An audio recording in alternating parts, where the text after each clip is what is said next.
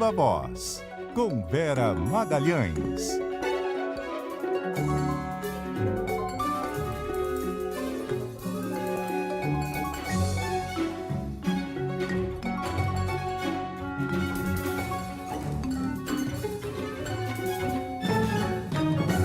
Vera Magalhães chegando para o Viva Voz com o resumo da semana. Tudo bem, Vera? Boa noite. Oi, Débora, boa noite para você e para Carol, para todo mundo que nos ouve e nos assiste. Oi, Vera. Vera, vamos começar falando do ex-presidente Jair Bolsonaro. Ele passou mal, precisou ser internado no Rio Grande do Norte.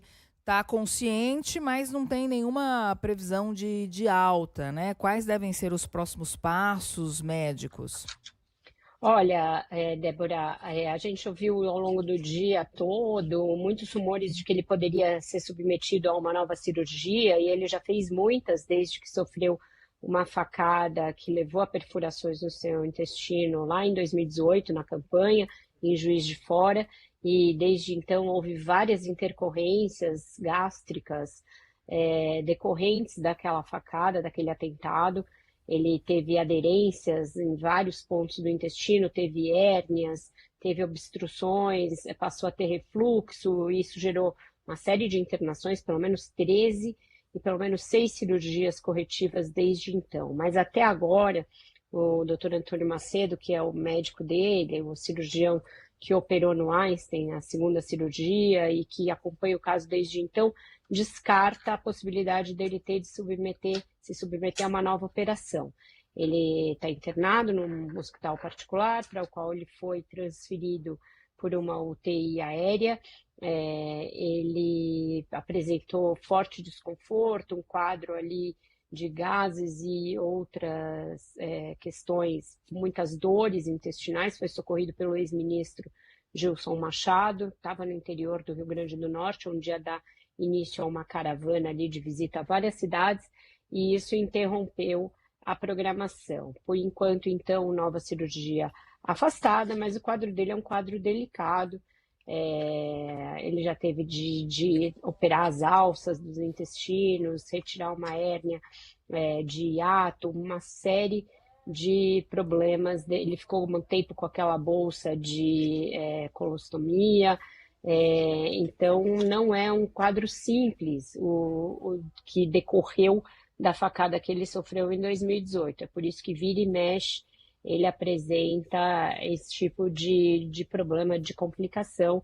É algo que vai demandar cuidado permanente para a vida dele, mas pelo menos nesse momento, pelo que diz o médico, não é cirúrgico desta vez. Agora, Vera, essa viagem faz parte de uma espécie de caravana que o PL está montando para incentivar filiações em todo o país e, de quebra, tentar buscar respaldo popular para a ideia da anistia, né? Esse programa fica interrompido? Por hora, sim, porque o Bolsonaro é o grande garoto propaganda desse Rota 22, que é como foi batizado esse programa do PL, que tem aí como objetivo declarado essa ideia de mostrar o que o governo do Bolsonaro fez para várias regiões do país, com foco principal no Nordeste, mas que a gente sabe que tem como principal meta, como principal estratégia política, angariar esse apoio para a ideia de uma anistia, primeiro para os presos do 8 de janeiro, e que vai evoluir paulatinamente para uma tentativa de anistia para o próprio Bolsonaro, uma discussão da sua inelegibilidade, uma discussão sobre uma eventual condenação a que ele venha, uma condenação que ele venha a sofrer.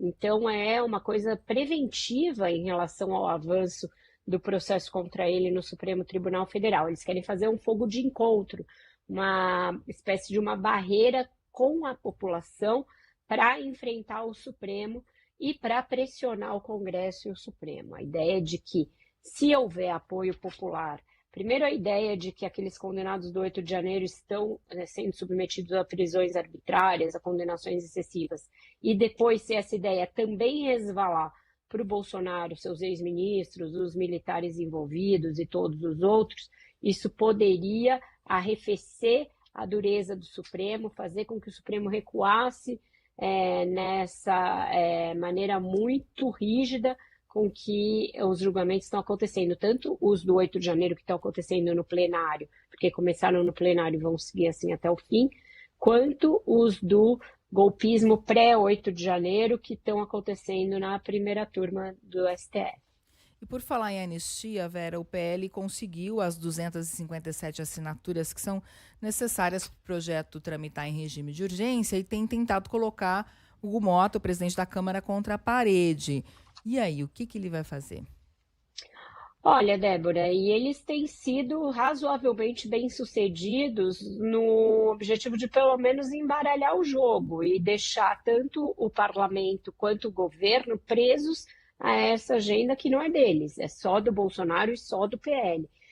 O Hugo Mota começou muito firme, muito assertivo, naquele discurso de que isso não era prioridade, de que isso agravava a crise institucional e política do país, aumentava o divisionismo e tal, e que, portanto, não iria pautar no plenário.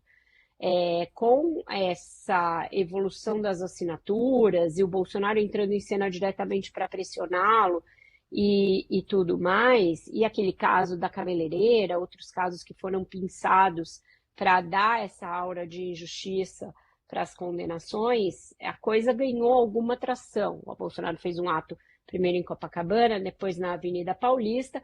O fato é que o Mota saiu daquele discurso de convicção absoluta de que não levaria o caso adiante e agora está tentando algum tipo de contemporização. A surpresa maior, a meu ver, veio ontem da ministra das Relações Institucionais, Gleisi Hoffmann, que em um dado momento anunciou numa declaração que poderia haver algum tipo de acordo entre os três poderes para amenizar as penas do 8 de janeiro. Seria uma maneira de tirar o foco da ideia de uma anistia irrestrita e ampla para todos e passar para a dosimetria da pena, algo que o ministro Luiz Fux começou a fazer lá no próprio Supremo. Mas acontece que isso esbarra na absoluta aversão do ministro Alexandre de Moraes de ouvir falar em qualquer tipo de acordo. Ele está muito inflexível, não quer saber disso, acha que não vai prosperar, que isso não vai adiante, e fez chegar, inclusive, a Gleisi, uma contrariedade com a declaração dela que fez com que ela recuasse hoje. Qual é a ideia que eu ouvi lá dentro do Supremo? Olha, a gente está segurando a bucha, está segurando a coisa sozinho, o Supremo aumentando até a sua impopularidade junto a um eleitorado de direita, eleitorado mais conservador, que tem em grande medida um acolhimento dessa ideia de que o Supremo só persegue a direita, etc., até porque as penas da Lava Jato, se a gente lembrar, foram todas anuladas, as delações anuladas e tal. Então, esse discurso é um discurso que tem muita adesão num eleitorado de direita, e os ministros ali firmes nessa posição de que, olha, é preciso defender a democracia e adotar penas exemplares para que isso nunca mais se repita e para que fique claro que o que houve foi uma tentativa de golpe de Estado e não um domingo no parque de quebrar os prédios dos três poderes. E aí vai o próprio governo, que era um que vinha também batendo nessa tese, fez ato pelos 2 anos, 3 anos, do 8 de janeiro, etc., e aí, de repente, não é bem assim, vamos aqui fazer um acordo para amenizar as penas. Então, eu vejo que está muito difícil de todo mundo chegar a um mínimo denominador comum que permita superar esse assunto e passar adiante, tratar de outros temas. A coisa está muito presa e, de alguma maneira, o Bolsonaro, com essa insistência dele e com essa estridência dele, ele conseguiu fazer esse assunto virar o principal tema de discussão dessa semana, por exemplo. E olha a ironia, né? Só para colocar aqui, o líder do PL, o deputado Sóstenes Cavalcante, foi para as redes sociais prestar solidariedade à ministra Gleisi Hoffmann. Pois é. A terra plana capota às vezes, tá? É difícil de entender, porque a base do governo assina o projeto, é difícil de, às vezes, entender a política nacional. Mas, Vera, você bem lembrou que esse acabou virando o principal assunto da semana na política. Bolsonaro ainda consegue pautar mais o debate do que o governo? É impressionante, mas sim, Carol, eu me dediquei a essa observação na coluna de hoje do Globo, porque Se você parar para pensar nos dois assuntos que a gente está discutindo a semana toda, são coisas da cabeça de líderes contendores autoritários, populistas, e que o mundo ou o Brasil param para discutir. No caso do mundo, as tarifas do Trump, que ele fica indo e voltando e deixando o mundo inteiro à deriva a partir desse assunto, que não era um assunto até então, e com isso dos preços dos ativos até a geopolítica global ficam em suspenso. E aqui uma questão que diz respeito a 1.000 e poucas pessoas que foram lá para Brasília para fazer aquela baderna, colocar o governo de alguma maneira em suspenso e tentar reverter o que as urnas tinham indicado, e depois a gente veio a conhecer detalhes de um plano anterior a isso, com a presença do presidente da República, de ministro, etc., com o mesmo objetivo de tentar não fazer com que o Lula tomasse posse. Isso que é algo de que a justiça de fato tem de se ocupar numa democracia, acaba virando a pauta nacional, deixando questões econômicas, questões regulatórias, uma série de outros assuntos de muito mais importância em segundo e terceiro plano. Então, nisso, não se pode negar que Bolsonaro e Trump, e líderes com essa característica meio egocêntrica e meio populista, e meio de provocar temas bem distópicos, eles têm mais sucesso que governos em faltar os assuntos. E a gente vê o governo, a gente acabou de ouvir aí uma cadeia de rádio do ministro da Saúde falando em vacinas, tudo isso faz parte do esforço do governo de se mostrar mais presente na vida das pessoas, aquele esforço que foi lançado lá na semana passada com aquele ato que era uma prestação de contas do que foi feito, mas também a apresentação do novo governo. Daqui para frente a gente vai falar mais, etc. Então, o governo nesse esforço, mas, na verdade, o Bolsonaro acaba tendo mais sucesso em gerar notícia, em gerar engajamento, e até em pautar o Congresso. A Carol falou, deputado da base assinando um projeto do Bolsonaro. Eles vão conseguindo comer pelas beiradas, vencer pelo cansaço, e o governo, que teria todos os instrumentos numa normalidade democrática para fazer os seus assuntos serem aqueles mais discutidos e aqueles que são colocados à frente, fica meio a reboque dos factoides bolsonaristas. Até esse Rota 22, que foi interrompido por ali uma intercorrência médica do Bolsonaro, mas é algo que vai fazer justamente o que o governo está tentando fazer, que é colocar o Bolsonaro para andar o país, para dizer que ele fez mais pelo Nordeste. Vão criar um aplicativo em que você, com georreferenciamento, passa por uma obra que ele vai dizer que foi feita no governo dele, né? Muitas das obras foram acabadas no governo dele, mas começaram em governos do PT. Mas ele vai dizer, aqui tem uma obra do Bolsonaro, está instando você a tirar uma foto na obra e postar nas redes sociais. Então tem ali uma engenhoca digital bem bolada, bem urdida pelo senador Rogério Marinho, e que o Bolsonaro vai ser o garoto propaganda e vai correr o país. Então, mesmo inelegível, mesmo numa situação judicial bem grave, ele acaba tendo esse impulso político muito maior do que o governo. E estratégia dando certo, né, para o governo Trump, Vera, porque o tarifaço vai ter espaço no resumo da semana também, como teve durante toda a semana, e não tem jeito de não ter espaço, porque a economia global está em compasso de espera por causa dessa guerra tarifária que escalou a índices nunca vistos até então. Quais os impactos até aqui? Olha, bem grandes, principalmente para a economia dos próprios Estados Unidos. Os mercados muito loucos ali, hoje até fecharam em alta, diante de um certo alívio pelo prazo que ele deu, esses 90 dias.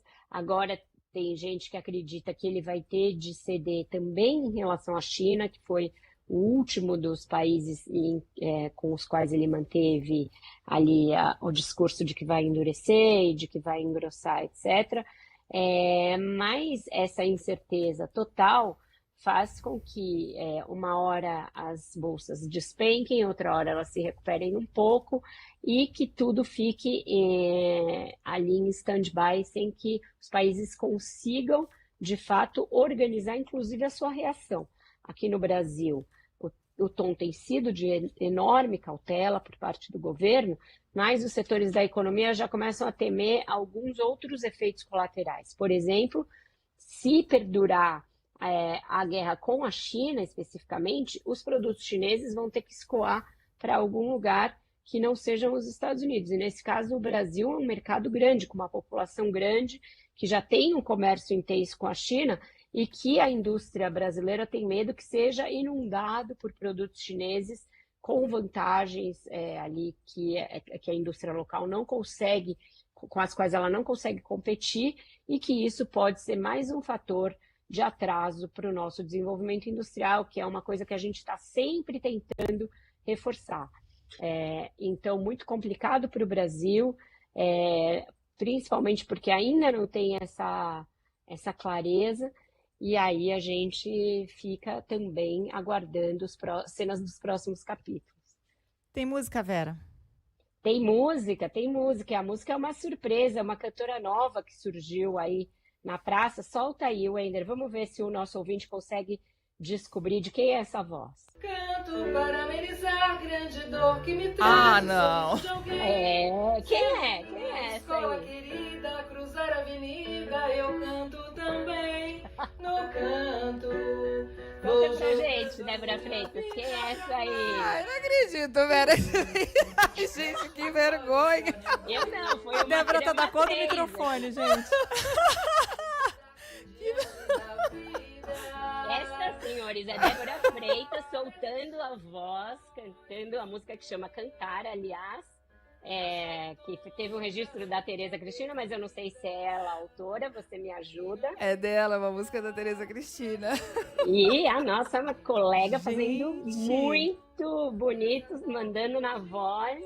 Eu não sabia desse seu Arrasando. talento, Débora Freitas. Gente, eu tô tremendo de tanta vergonha. Vocês vão ao Instagram da Ouvi Débora, que dizer, lá tem a Vera, íntegra, ouvi dizer tá? que a convidada que vai cantar hoje no show do Gilberto Gil no Allianz é a Débora É Freitas. isso aí, eu acho que já tá podendo, arrasou demais, soltando a voz. Faça mais, que você canta muito bem. Obrigada, amiga, obrigada. Mas essa foi... É uma paixão a música, ó, né? E na pandemia eu comecei a fazer aula de canto pra tentar ser menos impactada, né? Por aquela loucura toda.